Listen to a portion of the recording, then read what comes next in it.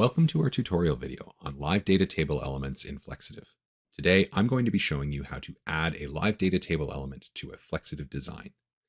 The example in front of us is a flight departure schedule that would be displayed across different screen sizes and resolutions in an airport. The flight status is constantly changing, so the airports need an automated and reliable way to display that information. This is one example of how you could use this live data table element, but other examples of real-time info could be things like sports scores, stock quotes, weather information, or cues. There are 4 ways to edit a design containing a live data table. The first is to style the live data table in the Flexitive editor. This can be done by editing the color scheme, the font, the text size, and the text color. You can also include design details in the live data feed, such as bold or italic fonts, or by changing the text itself. Updates that you make to the live data feed are done centrally in the feed and are automatically updated in the table in real time. Editing properties using a custom adapter file will allow you to choose what rows and columns are going to be displayed within the table, as well as allowing you to provide custom stylings to different content within the feed. This custom adapter file is created by a developer in collaboration with the Flexitive team.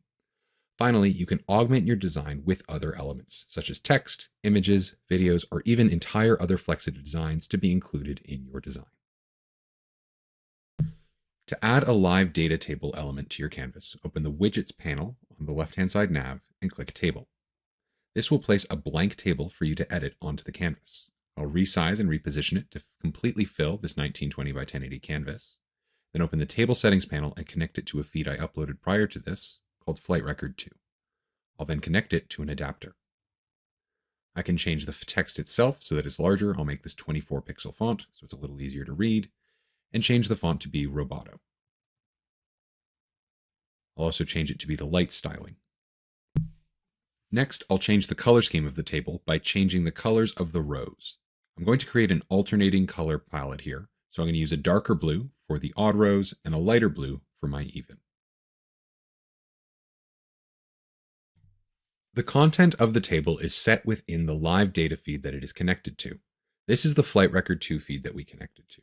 You can see that we have a variety of flight entries, along with their destinations, in this case Kingston-KIN, and then the status, which is set to delayed with a code share underneath it.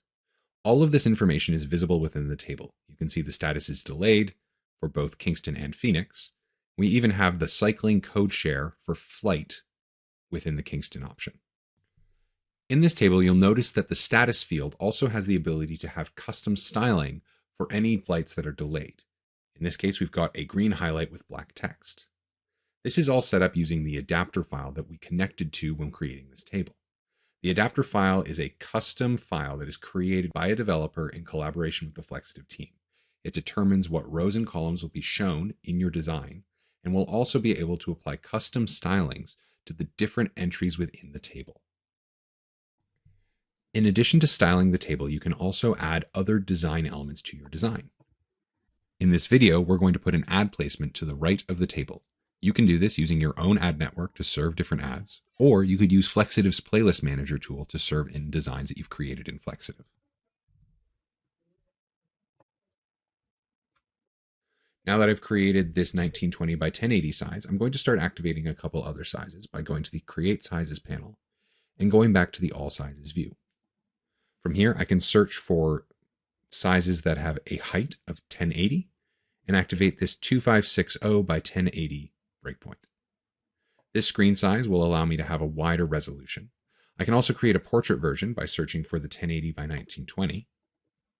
I'll just scroll down to find that 1080 by 1920 and once again click on it to activate it. Now this 1080 by 1920 is a very different layout than the landscape sizes we've been working on, so I'll quickly create this by resizing the elements. Once again, this new design, you can use whatever ad placement size you'd like for that ad placement at the bottom, and then I'll resize the table to fill the rest of the space.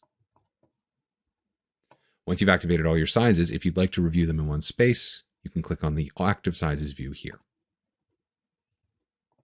This is everything I wanted to cover with respect to live data table elements today. If you have any questions or anything you'd like to follow up with, please reach out to us at support@flexitive.com. Otherwise, thank you so much for joining, and I hope you have a great day.